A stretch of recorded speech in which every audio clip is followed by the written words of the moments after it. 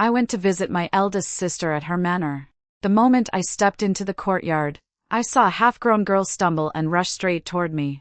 She yanked the cloak off her shoulders, ripped the pearl hairpins from her hair, and hurled them to the ground, shrieking, "Let her have it all. Is this what you wanted from me?" Only later did I learn that this girl was my eldest sister's legitimate daughter, Jasmine. She'd gotten into a fierce quarrel with the manor's adopted daughter, Serena, over a bolt of fabric. By nightfall, the young girl was burning with fever, her heart seething with anger. I held a teacup and urged my sister, "Aren't you going to check on her?" Under the candlelight, my sister Vivian was keeping company as she practiced calligraphy. She didn't even lift her head, her tone flat and cold. "She's always been spoiled. The more you hover around her, the worse she gets." I pressed my lips together and said nothing more. But in my heart, I had already made up my mind. "Since you don't care about her, I'll just take this child and raise her myself." I said I needed some fresh air and turned toward Jasmine's courtyard. I ran straight into a physician walking out with his medicine box slung over his shoulder. I stopped him and asked, "How is she?" The young lady's heart is stifled with pent-up emotions, compounded by a chill. "She'll need careful nursing for a while." I sighed inwardly at his words. At her age, she should be carefree, not burdened with such grievances. Inside the room, an old maid was helping her drink her medicine. When she saw me enter, the girl forced herself to swallow the bitter brew and called out in a soft, thin voice, "Aunt." I reached out and touched her forehead. It was scalding hot. "Why work yourself into such a rage? Hurting yourself like this, is it worth it?" Jasmine's suppressed grievances surged back up, her eyes reddening. "Did Mother send you to persuade me?" I didn't answer that. Instead, I asked, "What really happened this afternoon? Tell me about it, won't you?" Jasmine wiped her tears and slowly recounted the whole story. A few days ago during the autumn hunt, she competed in a horse polo match against several noble ladies and took first place. The prize was an extremely rare bolt of rainbow-hued satin. Jasmine came from a military family. Her riding skills had been top-notch since childhood. She'd won that match brilliantly and treasured that fabric earned through her own effort as something special. She planned to use it for a new coat at the winter solstice. The adopted daughter, Serena, happened to see it. Her fingertips gently brushed over the satin, her eyes full of envy. "I've never seen such fine material before." Jasmine, straightforward and generous, immediately patted her chest and said, "I have another bolt of gold thread brocade in my storeroom, even more dazzling than this. I'll give it to you." But Serena's gaze was glued to that rainbow satin, refusing to budge an inch. My eldest sister saw this from the side and spoke up. "Since Serena likes it, give it to her. Your storeroom is piled high with fine fabrics. You won't miss this one." Jasmine's eyes went wide with shock. "This is what I won in the horse polo match. How can I just give it away like that?" My eldest sister's face immediately darkened. At such a young age, always talking about winning and competing. This isn't a battlefield. Where's all this fuss coming from? As they argued, Serena tugged at my eldest sister's sleeve, forcing a docile expression. "If sister doesn't want to part with it, then forget it." Those words only made Jasmine feel worse. She raised her voice to defend herself. "When did I say I wouldn't part with it? I said I'd give you something better. Why can't you understand?" "Stop yelling at Serena," my eldest sister snapped harshly, cutting her off. "Her father gave his life saving your father. Our entire family owes Serena. It's not just a bolt of satin. Even if we moved the whole storeroom for her, it would be fitting." Those words left Jasmine speechless, tears flooding her eyes. My eldest sister's gaze then showed a trace of disgust.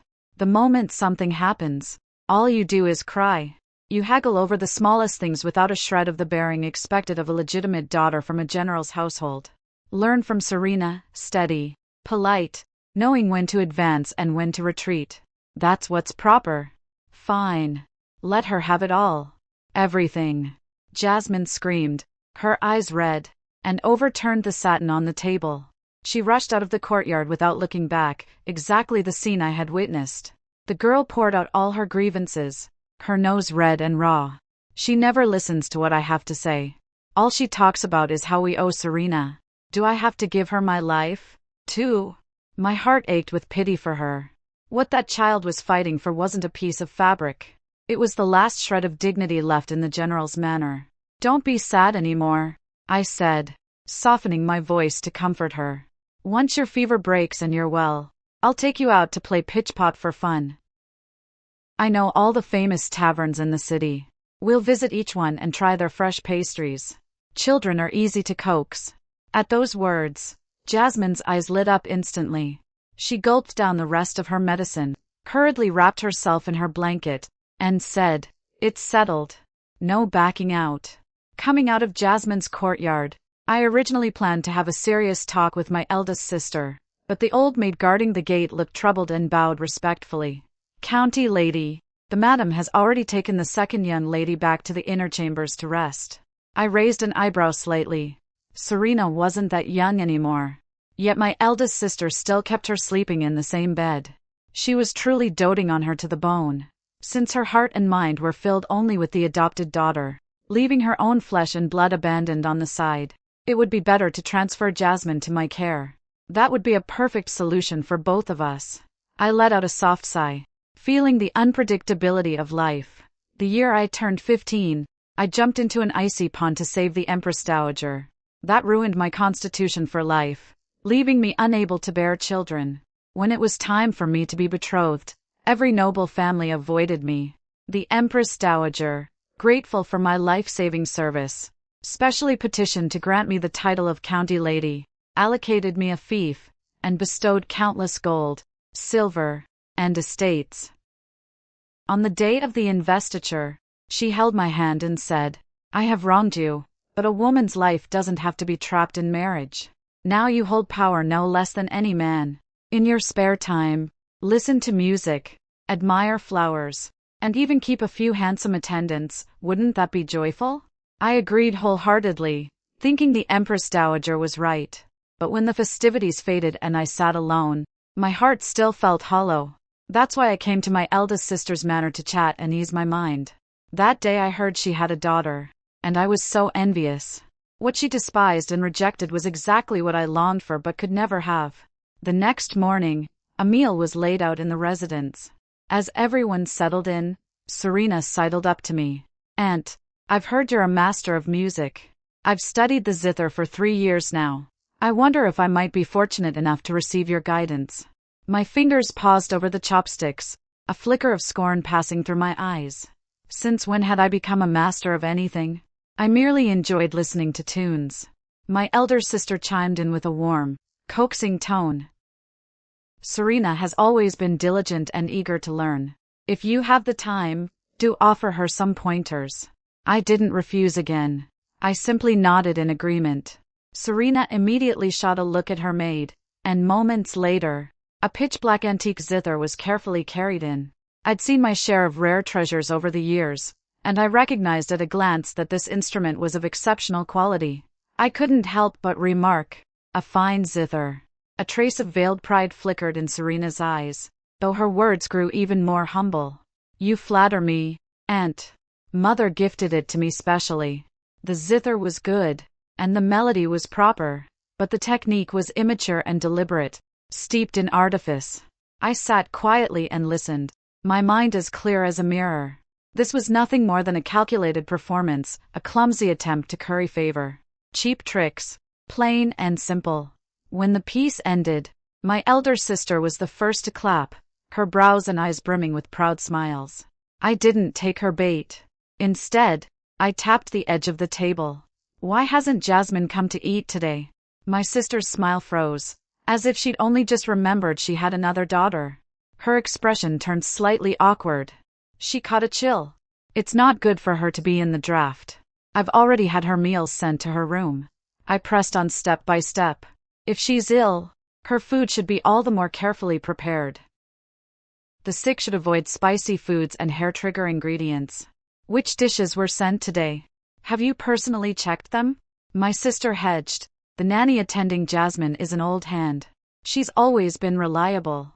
There's no need to worry." Serena chimed in from the side. "Elder sister has always been sturdy. It's just a mild chill. She'll be fine after resting a couple of days." Hearing this, A chill settled in my heart. What kind of logic was this? A fever still raging in her own flesh and blood, and they dismissed it with a flippant "she's sturdy." I didn't say another word. I simply rose to my feet. My niece is unwell. As her aunt, it's only right that I go see her myself. Serena's eyes darted, and she immediately hurried after me. Aunt, I'll accompany you to visit elder sister. Though Jasmine's fever had subsided a bit, her face was still pale. She had thrown on a thin robe and was sitting alone at the table, listlessly poking at the food in her bowl. I glanced over the dishes. Thankfully, there were no spicy or stimulating foods, but it was too bland, just a few simple vegetable dishes and a bowl of chicken soup. When she saw me enter, Jasmine's eyes lit up instantly. She shot to her feet, not even noticing the outer robe slipping off her shoulder. Aunt, my fever's gone. When are we going to play pitch-pot and visit the tavern? My sister froze at this, a note of shock in her voice. You made plans with Jasmine in private? A rare flush of embarrassment crept over me.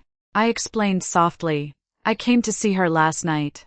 I was planning to come talk to you afterward, but the night nurse said you'd already turned in. My sister hummed an acknowledgement and said no more. Serena suddenly cut in, her expression carrying just the right amount of eager anticipation. Aunt, if you and elder sister go out to play, could you take me along, too? Instinctively, I looked at Jasmine first. A clear tension flickered in her eyes. Her reluctance was written all over her face, but being young and constrained by politeness, she couldn't voice it. She simply turned her face away, silently suppressing her resistance. I saw it all clearly. I declined smoothly. I'm going out alone.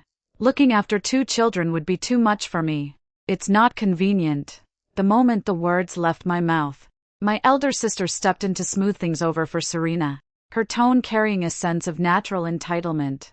It's just a small addition. They're both your juniors. As their aunt, you shouldn't play favorites. No. My tone was crisp. For the first time, I cut off my elder sister's face with such finality. I've never liked changing my original plans. This time I'm only taking Jasmine. Serena can come another day. My sister's expression turned slightly awkward, but she couldn't push further. She had no choice but to drop it. The 3 of us left the courtyard together and crossed the garden. Halfway there, Serena suddenly stopped. Aunt, I want to accompany Mother for a stroll through the gardens. Would you like to join us? I was perceptive enough to take the hint. No need. You 2 go ahead. But something stirred in my heart. I felt that this deliberate attempt to get rid of me probably had some other motive. I walked forward a few slow steps, then using the cover of the flowering shrubs, I quietly concealed myself. Not long after, as expected, I heard Serena's aggrieved and resentful whisper. Mother, you told me to flatter Aunt. You said she's deeply trusted by the Empress Dowager and could arrange a good marriage for me in the future. But no matter how much I try to please her, Aunt remains distant and doesn't appreciate it at all. My elder sister let out a soft sigh, her voice full of pity and helplessness. Your background is not the same as Jasmine's. She's the legitimate daughter of the general's mansion. The nobles of the capital are hers for the taking.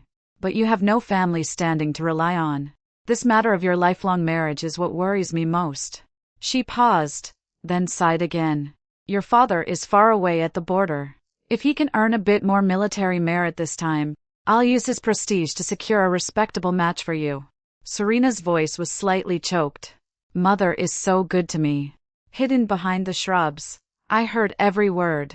A sense of absurdity washed over me. In all the world, was there really a mother who didn't love her own flesh and blood like this? Jasmine had been looking forward to this outing since early morning. She had changed into a new dress, and the pearl flowers in her hair were meticulously arranged. Aunt, her eyes and brows were bright, and she ran toward me with the lively, unrestrained energy unique to a young girl. I naturally took her hand and praised her softly. You look especially beautiful in this outfit today. A faint blush crept onto Jasmine's cheeks. She murmured, no one has ever praised me like that before. I was surprised, such a spirited girl, and she'd never received a single kind word. I'm too competitive. The other young ladies all laugh at me, saying I'm just like a boy. Mother's heart and eyes are only on Serena. She always says a girl should be as gentle and docile as her, well-read and proper.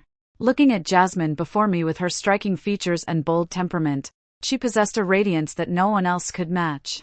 Don't listen to that nonsense. They're blind in the eyes and dead in the heart, mistaking a glass bead for a pearl. Once we were out of the general's mansion, my words became less guarded, more direct.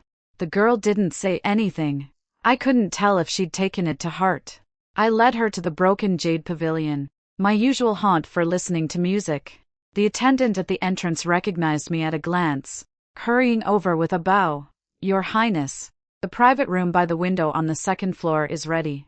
I waved a hand. "No music today. Take us to the back courtyard. I'm teaching my girl how to play pitch-pot." Jasmine had never been to such an elegant establishment before, and she couldn't help glancing around, brimming with curiosity. Before we even reached the courtyard, the sounds of raucous laughter, objects being thrown, and bets being placed drifted over. I looked up and saw a cluster of young nobles gathered around a table, gambling on the outcome of a pitch-pot match. Among the crowd, a figure looked particularly familiar. I strolled over, bent my knuckle, and tapped him on the back. "Your Highness, the 9th Prince, what are you doing here?" He flinched at the sudden touch, turned around, and upon seeing me, panicked, lowering his voice. He pleaded, "Your Highness." I snuck out to clear my head. "Please don't tell the Empress Dowager." Back when I was granted the title of princess, the Empress Dowager had given me special permission to freely enter and leave the palace, keeping her company and chatting to pass the time. Over time, I grew familiar with several of the princes in the palace. This 9th prince, Leo, was born to a consort and was about the same age as Jasmine beside me. Jasmine curiously lifted her eyes to sneak a peek at him. I smiled, trying to smooth things over. Perfect timing. "You can teach my little girl how to play pitch-pot. That way, I won't have to step in and beat you all, only to be accused of bullying the younger ones." The two exchanged names and walked over to the marked line. "Stand behind this line," Leo said, pointing at the ground with a simple instruction. "Don't let your body cross it. Just take the feathered arrows and toss them into the bronze pot over there." One of the young nobles accompanying him teased with a laugh, "Your Highness, isn't that a bit too half-hearted? Teaching like that, are you afraid of losing to a little girl and disgracing the royal family?" Leo's face flushed red as he hurriedly retorted, "Nonsense. I've just never taught anyone before, so I'm not good at it." I shook my head with a smile, stepped forward to replace Leo, and stood beside Jasmine. "Let me teach her instead." The moment I stood next to her, I could clearly feel the tension in her back quietly ease. She turned her head and asked me softly, "Is pitch-pot similar to archery?" "I can't really tell," I answered honestly. "I only know pitch-pot. Archery is your strong suit." With that, I patiently explained the stance, the force needed, and the tricks for hitting the target. Jasmine listened quietly, then nodded thoughtfully. "It doesn't seem hard." Leo snorted from the side, unconvinced. "All talk." That remark instantly stirred up the competitive streak buried deep in Jasmine's bones. She lifted her chin slightly, a sharp glint in her eyes. "Dare to compete with me? Bring it on. As if I'm afraid of you." The young nobles around immediately started cheering, all of them looking like they were ready for a good show. The rules of the contest were simple. Each person had 10 feathered arrows, and whoever hit the pot the most times won. Leo made the first move, his actions smooth and practiced, landing 8 out of 10 arrows cleanly. With such an impressive score on the board, a heavy pressure instantly fell on Jasmine. She stood still for a long time without moving. At first, I thought she was scared, but then she turned to me and asked, "Aunt, Leo is a prince. If I beat him, will you be upset with me?" My heart suddenly clenched, and I instantly saw through the unease she was hiding. In her mind, since I had known Leo longer, it was only natural that I would favor him, just like in the general's mansion. No matter how well she did, as long as Serena shed a few tears, her elder sister's attention would follow. It was as if any brilliance she showed was inherently a fault, something that would hurt others. I paused for a moment, then immediately crouched down to meet her eyes. Reaching up, I tucked a stray strand of hair behind her ear, my tone serious and earnest. Jasmine, listen to me carefully. No matter who you beat, I will never be upset with you. I will only be genuinely happy for you. She remained silent, not responding. Then, in the next instant, she suddenly raised her hand and threw the feathered arrow with unwavering determination. A short, dull thud echoed as the arrow landed steadily inside the bronze pot. Amazing! I couldn't help but exclaim. Jasmine turned back to look at me, a hint of subtle pride hidden in her eyes. Aunt, I told you earlier, it's not hard. Of course I believe you, Jasmine. You're absolutely brilliant. Leo, who had lost the match, fixed his gaze on the arrow in her hand, his expression unconvinced. 1 arrow, 2, 3, all 10 were thrown. Every single one hitting the center of the pot. The courtyard instantly erupted into thunderous cheers. Since Jasmine was a beginner, the odds for betting on her were extremely high, and many of the young nobles who had gambled on her were dancing with joy. Wait, Leo said, stepping forward quickly to block her. You're not a beginner at all. You deliberately hid your skill to trick me. I really did play for the first time today, Jasmine said, her face full of grievance, looking more wrong than Dee herself. I immediately stepped in front of her to shield her. Your Highness, are you not able to take a loss? Jasmine is the girl I brought. I know her character best. Seeing the earnest expressions on both Jasmine's and my faces, Leo suddenly let out a low laugh. He raised his fan in a salute and gracefully admitted defeat. Fine, fine. I misjudged today. I concede willingly. I called over an attendant to lead us to the private room on the second floor. After all the commotion with the pitch pot, it was time to sit down and rest. The attendant bowed and listed the various exquisite pastries available, but Jasmine beside me was staring blankly out the window, not responding. Jasmine, I called softly. Order whatever you like. Don't hold back. She snapped back to attention and ordered a piece of date cake. I felt a bit helpless. Just one? That's hardly enough to fill your stomach. Instead, she looked at me politely and said, Aunt hasn't ordered yet. How could I take too much first? I'll have whatever you're having. Just follow your lead. With that permission, she finally let loose and rattled off 7 or 8 of her favorite snacks. I suppressed a smile and teased her.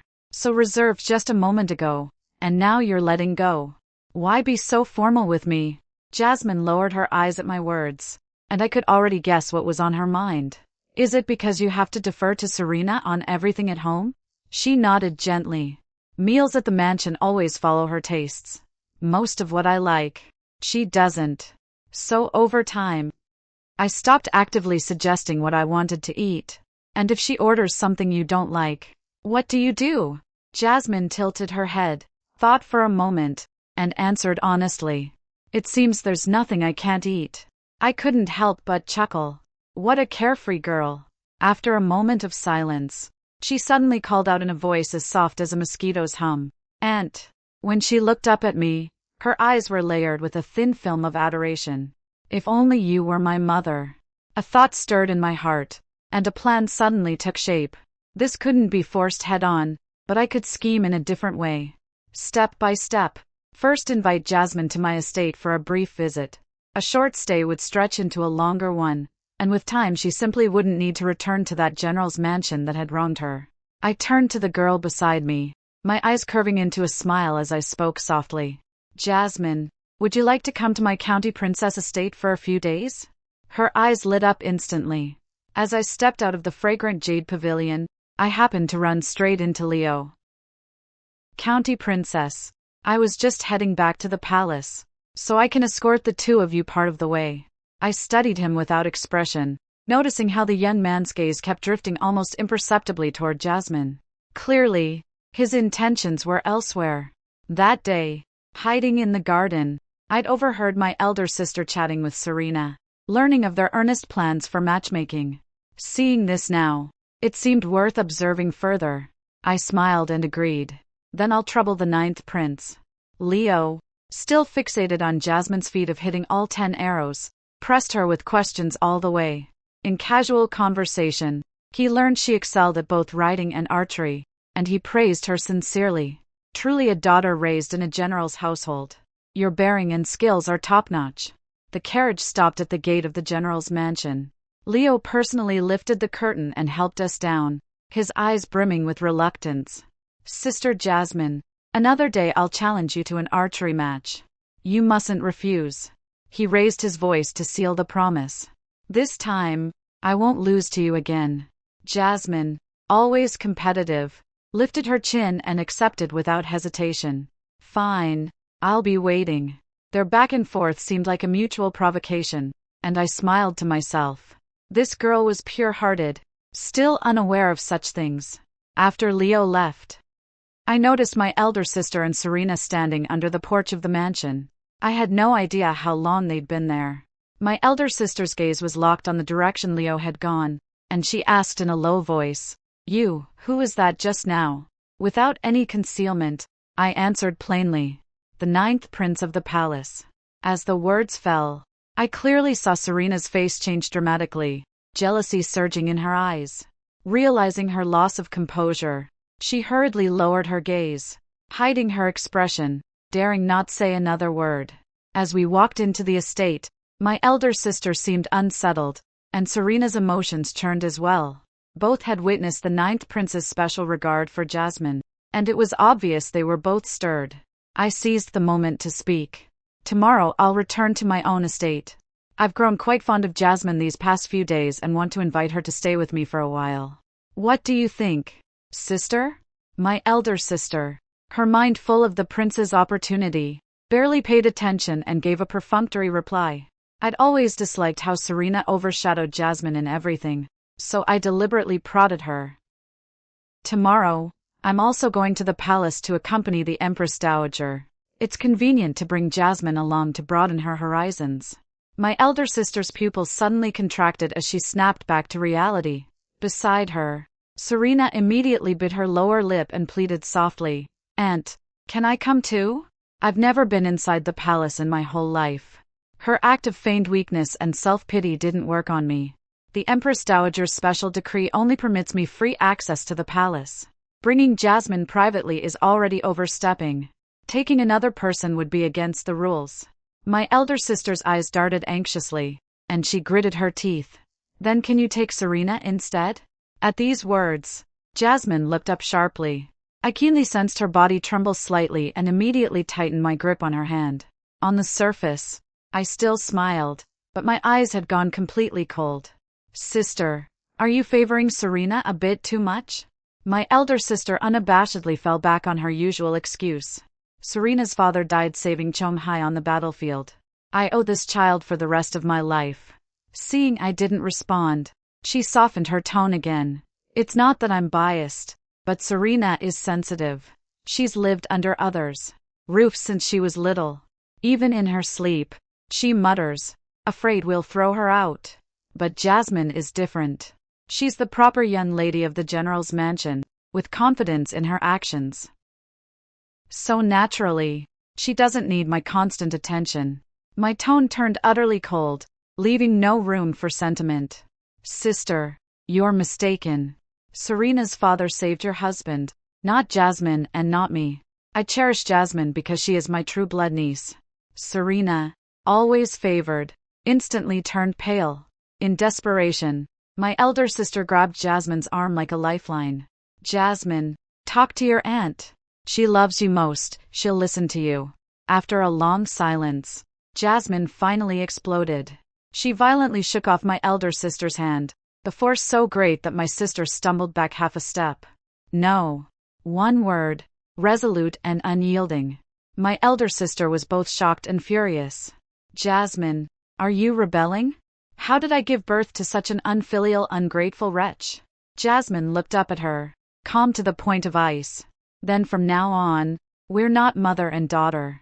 Her chest heaved as years of pent-up grievances burst forth, each word dripping with blood. Serena's father was my father's benefactor. Yes, but he is not my benefactor. How many steps have I backed down all these years? How many times have I endured? I've given her everything. What more do you want? Do I have to die before you and Serena are satisfied? My elder sister stood frozen, and after a long moment, she called hesitantly, "Jasmine." Jasmine ignored her, turning directly to me. "Aunt, I want to go to your estate now. Is that okay?" I smiled gently. "Of course." I settled Jasmine in the western wing to rest. She lay limply across my lap like a small animal seeking shelter. "Aunt, will you ever marry and have younger siblings?" She was still young and didn't know that an old illness had left me unable to bear children. I guessed that years of yielding and competing in the general's mansion had planted deep insecurity in her heart, prompting the question. As her words fell, she suddenly grew flustered, quickly stammering an explanation. "I'm not afraid of competing for your affection with younger siblings. The rest caught in her throat, never quite spoken. My heart softened into a puddle gently. I stroked the stray hairs by her temple. "I will never marry or have children in this life. I'll only watch over you from now on. Rest easy." At this, her tense body completely relaxed. In just a moment, soft snores began to rise. She had fallen into a deep sleep, pillowed on my lap, her mind and body finally letting go after utter exhaustion. Carefully, I helped her shift onto the bed, blew out the candle on the table, and then tiptoed out, closing the door softly behind me. The next day, just as the sky began to lighten, a maid rushed in to report, "County Magistrate, the General's wife has come to visit." She came alone this time, without bringing Serena. As soon as we met, my elder sister pressed urgently, "Where is Jasmine?" Seeing her arrive by herself, I thought to myself that at least she still had a shred of conscience, and I ordered the maid to brew a pot of hot tea. "She's still asleep." Dark circles shadowed my sister's eyes, deep and heavy, clearly she hadn't slept all night. My tone softened slightly. "You came today, are you planning to apologize to Jasmine?" She faltered at my words, her expression stiffening for a long moment before she finally managed a reply. "When I see her, I'll offer my apologies."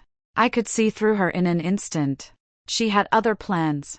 Unwilling to dance around the matter, I cut straight to the point. "Sister, if you have something on your mind, just say it outright." She hesitated, weighing her words carefully before speaking slowly. "Last night, I thought it over quietly, and what Jasmine said does make sense. We can't bind her for life with the debt of our parents' kindness. So, I'm swallowing my pride and asking you, could you take Serena to see the Empress Dowager and help her find a respectable marriage? Once Serena is wed, this debt will be settled, and from then on, I'll treat Jasmine with all my heart and make it up to her." A jumble of emotions churned inside me, leaving me at a loss for words. Even now, she was still fixated on Serena's marriage prospects. And Serena was only half a year younger than Jasmine. Both of them were 14. With years to go before betrothal and marriage, did Serena deserve a good match while Jasmine's future was deemed insignificant? In the end, it was nothing more than using her own daughter as a stepping stone to elevate an adopted one. My heart turned ice cold, and I decided to lay bare the thought I'd been harboring all this time. "Sister, since you treat Jasmine so poorly, why not give her to me as an adopted daughter? If you ever miss her, you're welcome to visit my estate anytime." My sister's whole body jolted and she nearly knocked over her teacup. Her eyes were wide with panic as she stared at me. This was your plan all along when you came to my house that day?" I shook my head gently. "At first, I only came to visit and chat. I had no other intentions. But I never expected you to be so biased, cherishing your adopted daughter like a jewel while turning a blind eye to your own flesh and blood. I've always been soft-hearted, and I couldn't bear to witness such a cold scene. Jasmine is a good child. If you won't cherish her, then I will." "That's absolutely out of the question." My sister refused without a second thought. I let out a scornful laugh and called out her selfishness. "Sister, Jasmine is your own daughter, not your enemy. You refuse to treat her sincerely, yet you insist on keeping her tethered to you, unwilling to let anyone else care for her. Do you intend to wear her down day after day until she's completely broken before you're satisfied?" Before my sister could respond, a figure suddenly rushed out from behind the screen. Jasmine stood firm, staring at her with nothing but hatred in her eyes, her voice resolute and cutting. "Go back. From now on, I'll live with my aunt. Father is far away at the border. I'll write him a letter myself and tell him everything that's happened in this household over the years. He will surely understand me. The moment she mentioned writing to General Ping, panic finally flickered across my sister's face, barely concealed. Her voice rose sharply. I carried you for 10 months and endured so much pain to bring you into this world, and now you treat me with such cruelty. I curled my lips faintly and spoke up, cutting through her words. Sister, the worst thing in this world is to demand repayment for a favor you never gave. You've never offered her a shred of love or kindness, so what right do you have to demand gratitude for giving birth? Those words tore away the last of my sister's pretense. Her face darkened as she snapped. Lily, you rely on the Empress Dowager's favor to steal my own daughter away. I'll go to the palace and petition the Emperor himself for justice. Jasmine stood her ground, her back straight, and retorted without flinching. I chose to stay with my aunt willingly. No one forced me. If you want to make a complaint, I'll testify for her. My sister trembled with rage, spitting out 3 words in succession. Fine, fine, fine. Before she could stop herself, she blurted out, so you two are the real mother and daughter, and I'm just the outsider. I let out a soft laugh at that, a strange sense of karmic irony settling in my chest. Does that hurt? I asked her. Do you know that every time you and Serena played the loving mother and doting daughter in front of Jasmine, she felt exactly this way, every single day? My sister's lips parted and closed several times, but not a single word of defense came out. I looked at her quietly, realizing suddenly that she wasn't much older than me. Yet streaks of gray had already crept into her temples. But the softness in my heart had faded, leaving no room for pity. Go back to your estate for now. Jasmine will stay with me. She can remain as long as she wishes. If one day you truly want to take her back, think it over carefully. When you've sorted out your thoughts, come and discuss it with us. With those words, I grasped Jasmine's hand tightly, turned, and walked straight toward the inner courtyard behind us. There was only silence. Not a single word followed. From that day on, my elder sister never set foot in my estate again. The next day, I took Jasmine to the palace to pay respects to the Empress Dowager. Before we entered Sinaying Palace, Jasmine was so nervous that her palms were slick with sweat. I bent down slightly and soothed her gently. Her Imperial Highness is kind and generous at heart. Don't be nervous. Just treat her like any respected elder.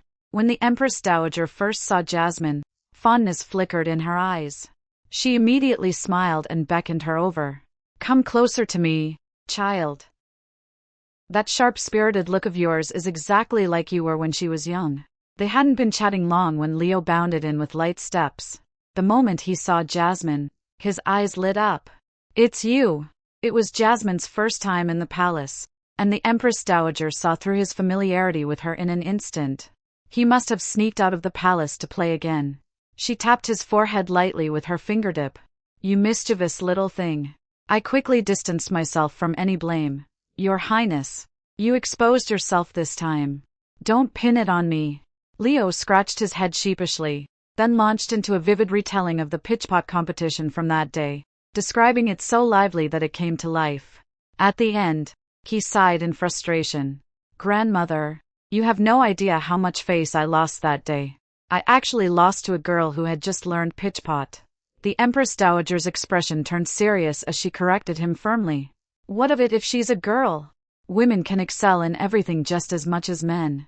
She then took Jasmine's hand gently and asked warmly, Good child, are you the daughter of General Ping? Jasmine nodded softly. Yes. I often practiced martial arts with my father when I was young, so my aim is better than most. Later, when he was sent to the border, I trained on my own. The Empress Dowager's eyes filled with even more approval as she pressed further. Such hard work. What is it that you seek? The young girl stood straight as an arrow, her voice ringing with unwavering determination. If I ever get the chance, I want to go to the battlefield, kill the enemy, and protect the nation. Leo snorted beside her. With that frail frame of yours, you've got a long way to go. With the Empress Dowager present, Jasmine had to swallow her anger, no matter how much it chafed. She turned her head away, refusing to acknowledge him. After a few more moments of idle conversation, Leo took the initiative to invite Jasmine to the archery range outside the palace for a contest of skill, and the two of them left Sinaying Palace together. The hall fell silent, leaving only me and the Empress Dowager sitting across from each other. The Empress Dowager, sharp and perceptive, had seen through my intentions after meeting Jasmine today. She let out a soft sigh. It's a pity she's a bit older. In a few years, she'll be of marriageable age.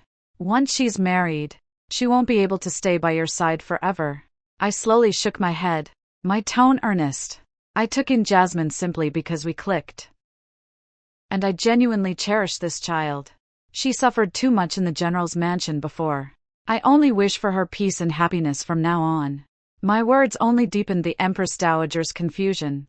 How could General Ping's legitimate daughter suffer? So I shared with her everything I had witnessed during my time in the general's mansion.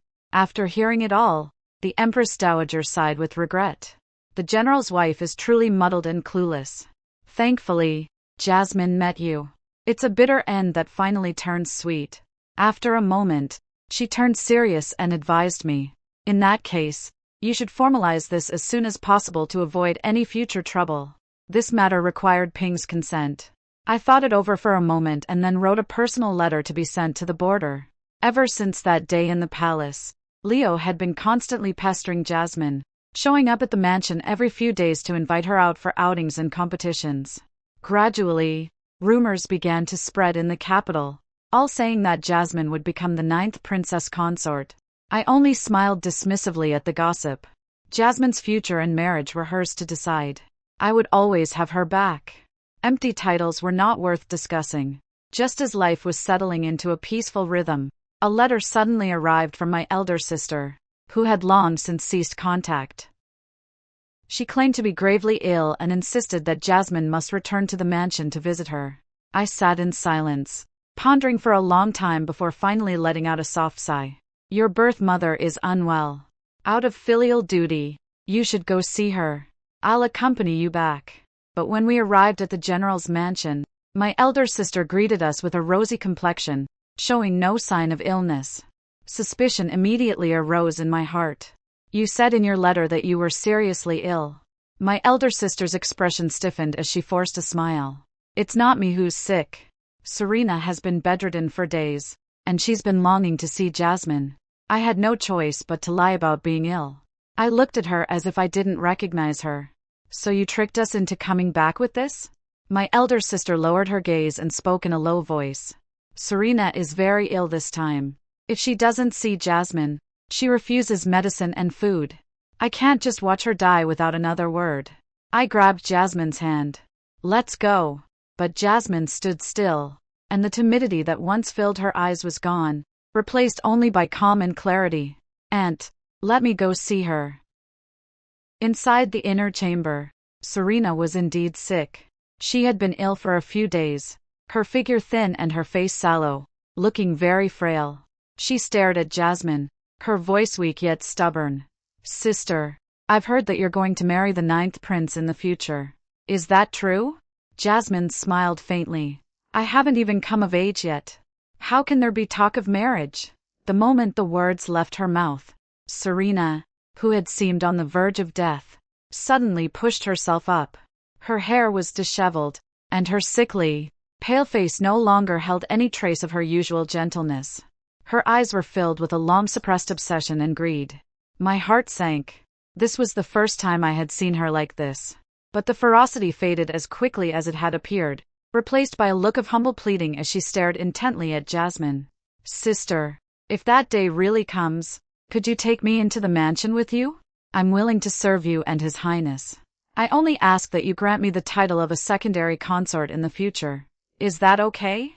I exchanged a glance with Jasmine, and all I felt was absurdity. My elder sister even took the opportunity to persuade her.